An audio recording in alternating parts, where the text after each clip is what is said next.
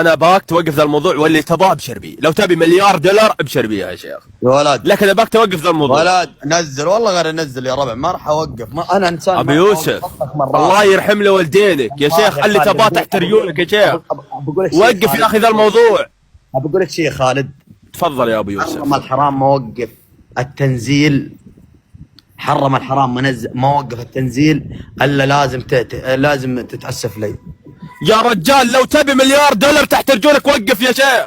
حطها بطيبة قلبك مليار دولار هذا الحق. انك الان حزنان انت على الفلوس اللي نزلت عندك. ما وقف تنزيل الا لازم تعتذر لي وتعتذر للوالد حقي. حم والدينك توقف يا اخي ذا الموضوع. والله ما وقف يا اخي قلت لك يا ابو يوسف اللي تباه تعتذر. مين بظهري بعد؟